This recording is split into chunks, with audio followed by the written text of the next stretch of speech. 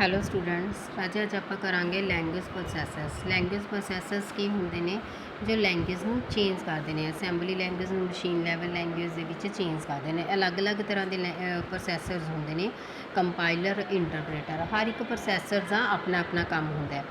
ਜਿਵੇਂ ਕਿ language processing activities are required because in the semantic gap between the application domain and executive domain. यानी कि application domain और executive जो domain होंगे इन्हों के गैप में कौन रिड्यूस करता है साढ़े को लैंग्वेज प्रोसैसर्स इन्हों के गैप में। Application domain deal with the idea related to the behaviour of software. यानी कि जो एप्लीकेशन डोमेन होंगी है वो आइडियाज़ के नाल रिलेटेड होंगे ने बिहेवियर ऑफ सॉफ्टवेयर किस टाइप का अपने को है। Because of semantic gap, the application and executive domain in the software may be poor quality and may also require the large development time and efforts। यानी कि अगर साढ़े को पुअर क्वालिटी का है तो मे बी वो लार्ज टाइम लवे, ज़्यादा टाइम लवे डिवेलप होने के लिए। तां करके इन्हों के सिमैंटिक गैप की करते हैं, खत्म करते हैं। कौन? जो लैंग्वेज प्रोसैसर्स होंगे ने। एप्लीकेशन डोमेन देखो जिमें डायग्राम च बनाया हुआ एरो के नाल दोनों का की है, सिमैंटिक गैप खत्म करते हैं तो एग्जीक्यूटिव डोमेन के तक। In order to deal with the problem several different methodologies, अलग अलग तरह के मैथोलॉजीज ने जो इन्हों के गैप में खत्म होंगे ने।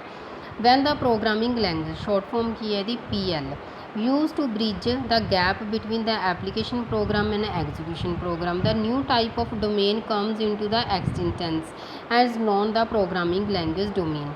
यानी कि इन्हों के सिमैंटिक गैप में ये दोनों एप्लीकेशन डोमेन और प्रोग्रामिंग डोमेन की होंगे ने इन्होंने खत्म कर दिया ने गैप में। साढ़े को हुण जिवें software engineering complete the semantic gap in the 2 steps. ये दो तरह के स्टैप्स लत्ते जाते हैं साढ़े को। पहला है using the specification gap and between the application domain and programming domain, ये यूज़ किया जाता है। सैकेंड है साढ़े को एग्जीक्यूटिव गैप के की होएगा प्रोग्रामिंग डोमेन एग्जीक्यूशन डोमेन। इन्हों के गैप में की किया जाता है, खत्म किया जाता है। देखो हुण एप्लीकेशन डोमेन दे रखी है डायग्राम के विच, प्रोग्रामिंग डोमेन दे रखी है और एग्जीक्यूटिव डोमेन दे रखी है। जो एप्लीकेशन डोमेन और प्रोग्रामिंग डोमेन है इन्हों का स्पैसीफिकेशन गैप है, इन्होंने रिड्यूस करते हैं। प्रोग्रामिंग PL डोमेन और एग्जीक्यूशन डोमेन के विच एग्जीक्यूटिव गैप में रिड्यूस करते हैं। The specification gap is bridge by the इस दस्या भी दोनों कि ब्रिज का काम करता है एप्लीकेशन डोमेन और प्रोग्रामिंग डोमेन के। और एग्जीक्यूशन गैप है जो कि ब्रिज का काम करता है PL डोमेन और एग्जीक्यूशन डोमेन के। अगे आ गया अपने को लैंग्वेज प्रोसैसिंग एक्टिविटीज़। किहड़ी एक्टिविटीज़ की जांदियां ने? दो तरह की एक्टिविटीज़ की जांदियां ने। पहला activities there generate program, activities that execute program. Program generate the activities. Program generation is done with the help of software की हैल्प के नाल जनरेट करते हैं सॉफ्टवेयर जनरेटर्स।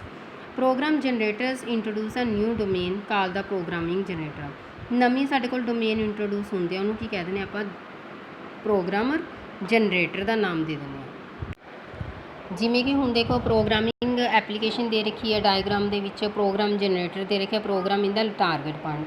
प्रोग्रामिंग स्पैसीफिकेशन के विच की है स्टार्टिंग पॉइंट आ गया, जनरेटर के विच उन्होंने जनरेट करते हैं, चलाते हैं उन्होंने। अगर एरर है तो वो एरर शो करेगा, अदरवाइज वो अपने प्रोग्रामिंग टारगेट प्रोग्रामिंग लैंग्वेज के उपर फिनिश हो जाएगा। टारगेट का मतलब finishing point, ending point. Programming execution activities there are the 2 method, दो तरह के मैथड ने। एक तो प्रोग्रामिंग ट्रांसलेटर हो गया, एक प्रोग्रामिंग इंटरप्रेशंस हो गया। Programming translations convert the source program written in the PL to target program. यानी कि जो साढ़े को प्रोग्रामिंग का ट्रांसलेटर होंदा है वो कन्वर्ट करता है सोर्स प्रोग्राम नू टारगेट प्रोग्राम के विच। सोर्स प्रोग्राम किहड़ा हो गया जी? अपने को हो गया स्टार्टिंग प्रोग्राम, जिथों अपने प्रोग्राम नू स्टार्ट किया है। Written in the PL means programming language जिहड़ी आपां यूज़ करते हैं वो लिखा जाता है टू टारगेट प्रोग्राम। टारगेट का मतलब होंदा एंडिंग तक उन्होंने एग्जीक्यूट कर देगा। Which is equivalent program it is machine language और असैंबली लैंग्वेज। ये की कर देगा जो मशीन लैवल लैंग्वेज जो आपको पता है जो कंप्यूटर है किहड़ी लैंग्वेज अंडरस्टैंड करता है अपने को मशीन लैवल लैंग्वेज अंडरस्टैंड करता है, वो ही कर देंगे ने कन्वर्ट कर देंगे ने। डायग्राम च देखो जिमें सोर्स प्रोग्राम है, ट्रांजिस्टर है, कोई भी हो सकता है, assembler, compiler, interpreter. Target program के की करते हैं उन्होंने चेंज कर देंगे।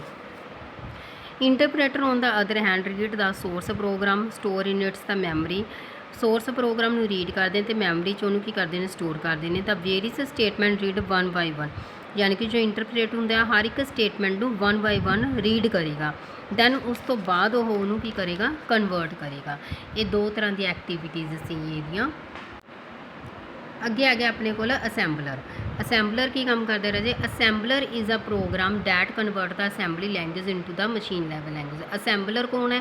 ਜੋ ਉਸ ਨੂੰ ਅਸੈਂਬਲ ਕਰਦਾ ਹੈਗਾ, ਉਹਨੂੰ ਅਸੈਂਬਲੀ ਲੈਂਗੁਏਜ ਨੂੰ ਮਸ਼ੀਨ ਲੈਵਲ ਲੈਂਗੁਏਜ ਦੇ ਵਿੱਚ ਚੇਂਜ ਕਰਦਾ ਹੈਗਾ। The assembling language programming given in the input to assembler is called the source program. ਜੋ ਅਸੈਂਬਲੀ ਲੈਂਗੁਏਜ ਦੇ ਵਿੱਚ ਪ੍ਰੋਗਰਾਮ ਸਭ ਤੋਂ ਪਹਿਲਾਂ ਰਾਈਟ ਕੀਤੇ ਜਾਂਦੇ ਨੇ ਉਹਨੂੰ ਸੋਰਸ ਪ੍ਰੋਗਰਾਮ ਕਿਹਾ ਜਾਂਦੇ ਨੇ। ਔਰ then the machine level language output produce, ਜੋ ਆਊਟਪੁੱਟ ਪ੍ਰੋਡਿਊਸ ਕਰਦੇ ਨੇ ਉਹਨੂੰ ਕੀ ਕਹਿੰਦੇ ਨੇ, ਆਬਜੈਕਟ ਪ੍ਰੋਗਰਾਮ ਕਹਿੰਦੇ ਜਾਂ ਟਾਰਗੇਟ ਪ੍ਰੋਗਰਾਮ ਕਹਿੰਦੇ ਨੇ। ਜਿਵੇਂ ਕਿ ਡਾਇਗਰਾਮ ਦੇ ਵਿੱਚ ਹੈ ਕਿ ਸੋਰਸ ਪ੍ਰੋਗਰਾਮ ਹੈ ਰਿਟਨ ਇਨ ਦਾ ਅਸੈਂਬਲੀ ਲੈਂਗੁਏਜ ਲਿਖੇ ਗਏ ਨੇ। ਇਨਪੁੱਟ ਹੋਇਆ ਕਿਹਨੂੰ, ਹੋਇਆ ਅਸੈਂਬਲਰ ਨੂੰ, ਠੀਕ ਹੈ। ਡਾਟਾਬੇਸ ਦੇ ਵਿੱਚ ਤਿਆਰ ਹੋਇਆ ਸਾਰਾ ਡਾਟਾ। ਆਊਟਪੁੱਟ ਕਿਹਦੇ ਵਿੱਚ ਆ ਗਈ, ਆਬਜੈਕਟ ਪ੍ਰੋਗਰਾਮ 'ਚ ਆ ਗਈ, ਯਾਨੀ ਕਿ ਮਸ਼ੀਨ ਲੈਂਗੁਏਜ ਐਕੁਇਵੈਲੈਂਟ ਦੇ ਵਿੱਚ ਆ ਗਿਆ। Assembler is must perform the function translator mnemonic operation code. ਜੋ ਅਸੈਂਬਲੀ ਲੈਂਗੁਏਜ ਹੁੰਦੇ ਅਸੈਂਬਲਰ ਕੀ ਕਰਦਾ ਹੈ, ਉਹ ਮਸ਼ੀਨ ਲੈਵਲ ਲੈਂਗੁਏਜ ਦੇ ਵਿੱਚ ਉਹਨਾਂ ਕੋਡਸ ਨੂੰ ਚੇਂਜ ਕਰਨ ਦੇ ਲਈ ਨਿਮੋਨਿਕ ਕੋਡਸ ਹੁੰਦੇ ਨੇ ਇੱਕ, ਜਿਨ੍ਹਾਂ ਕੋਡਸ ਨੂੰ ਚੇਂਜ ਕਰਕੇ ਉਹ ਮਸ਼ੀਨ ਲੈਂਗੁਏਜ 'ਚ ਉਹਨੂੰ ਚੇਂਜ ਕਰਦੇ ਨੇ। Assembly language is a low level language ਦਾ ਵੀ ਨਾਮ ਦਿੱਤਾ ਜਾਂਦਾ ਐਂਡ ਮਸ਼ੀਨ ਡਿਪੈਂਡੈਂਟ ਲੈਂਗੁਏਜ ਹੁੰਦੀ ਹੈ, ਕਿਉਂਕਿ ਉਹਨੂੰ ਅਸੈਂਬਲਰ ਕੀ ਕਰਦਾ, ਉਹਨੂੰ ਚੇਂਜ ਕਰਦਾ ਮਸ਼ੀਨ ਲੈਵਲ ਲੈਂਗੁਏਜ, ਇਸ ਲਈ ਇਹ ਮਸ਼ੀਨ ਦੇ ਉੱਪਰ ਡਿਪੈਂਡੈਂਟ ਹੁੰਦੀ ਹੈ। ਅਸੈਂਬਲੀ ਲੈਂਗੁਏਜ ਮੇਕ ਯੂਜ਼ ਆ ਸਿੰਬਲਸ। ਇਹ ਕੀ ਕਰਦੀ ਹੈ, ਅਸੈਂਬਲੀ ਲੈਂਗੁਏਜ ਸਿੰਬਲ ਯੂਜ਼ ਕਰਦੀ ਹੈ, ਕੋਡ ਯੂਜ਼ ਕਰਦੀ ਹੈ। Mnemonic to represent the instructions and addresses. ਜੋ ਇੰਸਟਰਕਸ਼ਨਸ ਅਤੇ ਐਡਰੈਸਿਸ ਨੂੰ ਰਿਪਰੈਜ਼ੈਂਟ ਕਰਦੀ ਹੈ ਉਹ ਉਹਦੇ ਕੋਡਿੰਗ ਹੁੰਦੀ ਹੈ, ਜਿਨ੍ਹਾਂ ਨੂੰ ਮਸ਼ੀਨ ਲੈਵਲ ਲੈਂਗੁਏਜ 'ਚ ਕੀ ਕਰਦੇ ਨੇ, ਚੇਂਜ ਕਰਦੇ ਨੇ। Also known the symbolic language, ਜਿਹਨੂੰ ਸਿੰਬੋਲਿਕ ਲੈਂਗੁਏਜ ਦਾ ਵੀ ਨਾਮ ਦਿੱਤਾ ਜਾਂਦਾ ਹੈ। ਵੇਰੀਅਸ ਫੀਚਰਸ ਨੇ ਇਹਦੇ। It make the mnemonic represent the various operations codes ਕੀਤੇ ਜਾਂਦੇ, ਅਲੱਗ-ਅਲੱਗ ਤਰ੍ਹਾਂ ਦੇ ਆਪਰੇਸ਼ਨ ਕੋਡ ਕੀਤੇ ਜਾਂਦੇ। ਦੇਖੋ ਜਿਵੇਂ ਐਡ ਦੇ ਲਈ ਐਡੀਸ਼ਨ ਕੀਤਾ ਜਾਂਦਾ, ਸਬ ਦੇ ਲਈ ਸਬਟਰੈਕਸ਼ਨ, ਮਲਟੀ ਦੇ ਲਈ multiplication. Symbols to represent the various operand to statement ਦੇ ਵਿੱਚ ਅਲੱਗ-ਅਲੱਗ ਤਰ੍ਹਾਂ ਦੇ ਆਪਰੈਂਡ ਵੀ ਯੂਜ਼ ਕੀਤੇ ਜਾਂਦੇ ਨੇ। Assembly elements of the assembly language programming. ਇਹਦੇ ਵਿੱਚ ਕੀ ਜਿਹੜਾ ਜੇ ਹੁਣ ਫਾਰਮੈਟ ਤਿਆਰ ਕੀਤਾ ਜਾਂਦਾ, ਕਿਵੇਂ ਆਪਣੇ ਅਸੈਂਬਲੀ ਲੈਂਗੁਏਜ ਦੇ ਵਿੱਚ ਸਟੇਟਮੈਂਟਸ ਨੂੰ ਤਿਆਰ ਕਰਨਾ ਹੈਗਾ।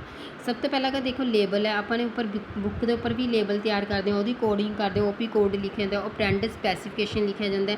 ਦੈਨ ਆਪਰੈਂਡ ਸਪੈਸੀਫਿਕੇਸ਼ਨ ਦੇ ਵਿੱਚ ਕੀ ਆਪਾਂ ਇੱਕ ਜਾਂ ਇੱਕ ਤੋਂ ਵੱਧ ਵੀ ਦੇ ਸਕਦੇ ਹਾਂ ਸਪੈਸੀਫਿਕੇਸ਼ਨ, ਇਹ ਚੀਜ਼ ਹੈ।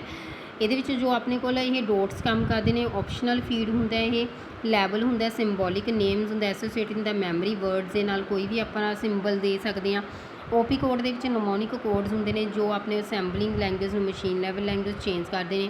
ਆਪਰੈਂਡ ਸਪੈਸੀਫਿਕੇਸ਼ਨ ਦੇ ਵਿੱਚ ਕੀ ਹੁੰਦਾ ਕਿ ਆਪਾਂ ਰਜਿਸਟਰ ਦੇ ਵਿੱਚ ਵੈਲਿਊ ਨੂੰ ਕੀ ਕਰ ਰਹੇ ਹਾਂ, ਸਟੋਰ ਕਰ ਰਹੇ ਹਾਂ। ਆਪਰੈਂਡ ਇਮੀਡੀਏਟਲੀ ਆਪਰੈਂਡ ਨੂੰ ਆਪਾਂ ਚੇਂਜ ਕਰ ਰਹੇ ਹਾਂ। Note that first operand is always register. ਜਿਹੜਾ ਪਹਿਲਾ ਆਪਰੈਂਡ ਹੁੰਦਾ ਏ ਰਜਿਸਟਰ ਦਾ ਨਾਮ ਦੇਗਾ, ਦੂਜੇ ਨੂੰ ਬੀ ਦਾ, ਸੀ ਦਾ, ਡੀ ਦਾ। ਇਸ ਤਰੀਕੇ ਦੇ ਨਾਲ ਰਜਿਸਟਰ ਦੇ ਵਿੱਚ ਵੈਲਿਊ ਨੂੰ ਕੀ ਕਰਦੇ ਨੇ, ਇਹ ਸਟੋਰ ਕਰਦੇ ਨੇਗੇ। ਸੈਕਿੰਡ ਆਪਰੈਂਡ ਦੇ ਵਿੱਚ ਹੁੰਦਾ ਮੈਮਰੀ ਵਰਡ ਯੂਜ਼ਿੰਗ ਕੀਤੇ ਜਾਂਦੇ ਨੇ, ਆਪਸ਼ਨਲ ਡਿਸਪੈਚਮੈਂਟ ਕੀਤੀ ਜਾਂਦੀ ਹੈ। ਤਾਂ ਇਹ ਐਡ ਏ ਰਜਿਸਟਰ 1, ਯਾਨੀ ਕਿ ਅਸੀਂ ਐਡ ਕਰ ਰਹੇ ਹਾਂ ਏ ਰਜਿਸਟਰ ਦੇ ਵਿੱਚ ਕੀ ਐਡ ਕਰ ਰਹੇ ਹਾਂ, 1 ਐਡ ਕਰ ਰਹੇ ਹਾਂ ਆਪਾਂ। ਹੁਣ ਆਪਣੇ ਕੋਲ ਸਿੰਪਲ ਸੈੱਟ ਆਫ ਇੰਸਟਰਕਸ਼ਨਸ ਨੇ। ਇਹਦੇ ਵਿੱਚ ਕੀ ਹੈ, ਸਟੋਪ ਲਈ ਆਪਣੇ ਕੋਲ OP code, mnemonic code, instructions code ਕੋਈ ਵੀ ਹੋ ਸਕਦਾ, ਜਿਵੇਂ 0 ਤੋਂ ਸਟਾਰਟ ਕਰ ਲਿਆ ਸਟੋਪ ਲਈ। ਅਗਰ ਆਪਾਂ ਐਡ ਕਰਾਂਗੇ ਤਾਂ 0 1 ਕੋਡ ਦੇਤਾ, ਸਬ ਦੇ ਲਈ ਸਬਟਰੈਕਸ਼ਨ ਦੇ ਲਈ 0 2 ਕੋਡ ਦੇਤਾ। ਇਸ ਤਰੀਕੇ ਦੇ ਨਾਲ ਮਸ਼ੀਨ ਲੈਵਲ ਲੈਂਗੁਏਜ ਦੇ ਵਿੱਚੋਂ ਕੋਡਿੰਗ ਕੀਤੀ ਜਾਂਦੀ ਹੈ, ਜਿਹਨੂੰ ਉਹ ਮਸ਼ੀਨ ਲੈਵਲ ਲੈਂਗੁਏਜ 'ਚ ਚੇਂਜ ਕਰ ਦਿੰਦੇ ਨੇ। ਆਪਾਂ ਨੇ ਆਪਣੇ ਕੋਲ ਐਡ ਕਰਤਾ, ਐਡ ਵਰਡ ਲਿਖਤਾ, ਆਟੋਮੈਟਿਕਲੀ ਚੇਂਜ ਹੋ ਕੇ ਆ ਜਾਂਦਾ ਐਡ ਆਪਣੇ ਕੋਲ। ਪਰ ਉਹ ਕੀ ਹੁੰਦਾ, ਉਹਦਾ ਕੋਡਿੰਗ ਹੁੰਦੀ ਹੈ ਮਸ਼ੀਨ ਲੈਵਲ ਲੈਂਗੁਏਜ ਦੀ। ਹਰ ਇੱਕ ਚੀਜ਼ ਦੇ ਕੋਡ ਦੇ ਅਕੋਰਡਿੰਗ ਉਹ ਕੀ ਕਰਦੇ ਨੇ, ਚੇਂਜ ਕਰਦੇ ਨੇ। ਮੂਵ ਦੇ ਵਿੱਚ ਕੀ ਹੋਏਗਾ, instruction are use to move the value to the memory word to register ਦੇ ਵਿੱਚ ਮੂਵ ਹੋ ਜਾਂਦੀ ਹੈ। ਮੂਵ ਆਰ ਦੇ ਵਿੱਚ ਰਜਿਸਟਰ ਦੀ ਵੈਲਿਊ ਮੈਮਰੀ ਦੇ ਵਿੱਚ ਚੇਂਜ ਹੁੰਦੀ ਹੈ। ਆ ਦੇਖੋ ਹੁਣ ਜੋ ਮੂਵ ਆਰ ਇਹ ਰਜਿਸਟਰ 1 'ਚ ਹੋ ਰਿਹਾ, ਮੂਵ ਐਮ ਮੈਮਰੀ ਦੇ ਵਿੱਚ ਜਾ ਕੇ ਰਜਿਸਟਰ 'ਚ ਸਟੋਰ ਹੋ ਰਿਹਾ। ਕਮ ਯਾਨੀ ਕਿ ਕੰਡੀਸ਼ਨ ਕੋਡ ਦੇ ਵਿੱਚ ਹੁੰਦਾ ਅਫੈਕਟਿੰਗ ਦੀ ਵੈਲਿਊ ਆਫ ਆਪਰੈਂਡ ਦੇ ਵਿੱਚ। BC ਮੀਨਸ ਇਹਦੇ ਵਿੱਚ ਕੋਡ ਚੈੱਕ ਕੀਤੇ ਜਾਂਦੇ ਨੇ, BC ਕੋਡ ਚੈੱਕ ਕੀਤੇ ਜਾਂਦੇ ਨੇ। Instruction are use to check the test of various conditions check ਕੀਤੀਆਂ ਜਾਂਦੀਆਂ ਨੇ। ਬੈਕਗਰਾਊਂਡ ਕੋਡ ਕਹਿ ਦਿੰਦੇ ਨੇ ਜਿਹਨੂੰ, BC ਕੋਡਸ ਨੂੰ। ਬੈਕਗਰਾਊਂਡ 'ਤੇ ਕਿਹੜੀ ਕੋਡਿੰਗ ਕੀਤੀ ਜਾਂਦੀ ਹੈ, ਮੈਮਰੀ ਦਾ ਐਡਰੈਸ ਕੀ ਹੈ, ਇਹ ਸਾਰੀ ਤਰ੍ਹਾਂ ਦੀ ਕੀ ਹੁੰਦੀ ਹੈ ਇਹਦੇ ਵਿੱਚ ਸਟੋਰ ਕੀਤੀ ਜਾਂਦੀ ਹੈ ਇਨਫੋਰਮੇਸ਼ਨ। ਜਿਵੇਂ ਕੋਡ 1 ਨਿਮੋਨਿਕ ਕੋਡ ਕੀ ਹੈ LT ਦਾ ਮਤਲਬ ਹੈ ਲੈਸ ਦੈਨ, ਸੈਕਿੰਡ ਤੇ ਕੋਡ ਤੇ LE less than equal to, third ਤੇ EQ equal to, GE greater than and equal to any unconditional transfer of the code. ਇਹ ਸੀਗੇ ਆਪਣੇ ਕੋਲ ਅਸੈਂਬਲੀ ਲੈਂਗੁਏਜ ਦੇ ਵਿੱਚ ਜਿਹੜੇ ਆਪਣੇ ਕੋਲ ਕੋਡ ਯੂਜ਼ ਕੀਤੇ ਜਾਂਦੇ ਨੇ। ਓਕੇ।